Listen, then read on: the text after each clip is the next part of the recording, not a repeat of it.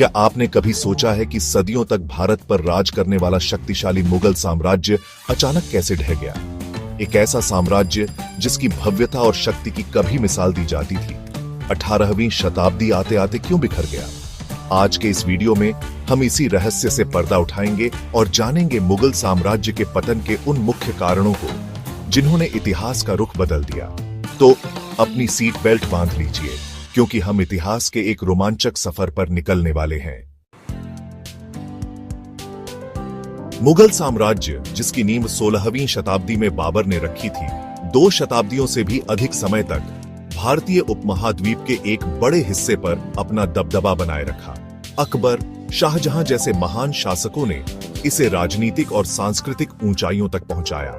लेकिन 18वीं शताब्दी के शुरुआती दशकों में इस विशाल साम्राज्य की पकड़ कमजोर पड़ने लगी। उत्तर से दक्षिण तक फैला यह साम्राज्य सिकुड़कर एक छोटे से क्षेत्र में सिमट गया। न केवल इसकी राजनीतिक सीमाएं घटी, बल्कि इसकी प्रशासनिक व्यवस्था भी चरमरा गई। मुगल साम्राज्य के पतन की नींव कहीं न कहीं औरंगजेब की नीतियों में छिपी थी।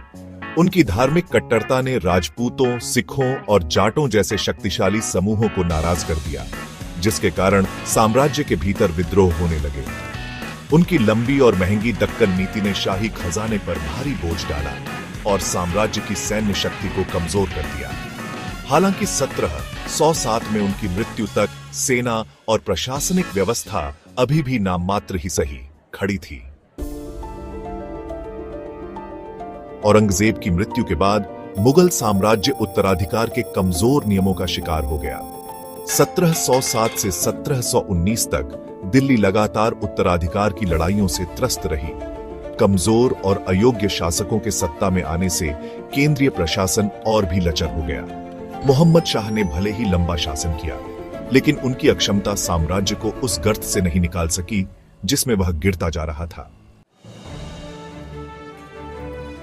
केंद्रीय सत्ता की कमजोरी का फायदा उठाकर साम्राज्य के विभिन्न हिस्सों के गवर्नरों और स्थानीय प्रमुखों ने अपनी स्वतंत्रता की घोषणा करनी शुरू कर दी। निजाम उल मुल्क ने हैदराबाद में एक स्वतंत्र राज्य की स्थापना की।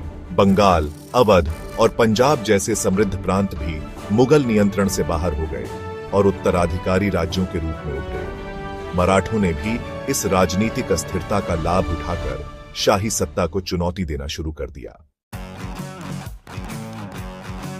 आंतरिक कमजोरियों के साथ साथ मुगल साम्राज्य को बाहरी आक्रमणों का भी सामना करना पड़ा। 1739 में फारस के शासक नादिर शाह ने भारत पर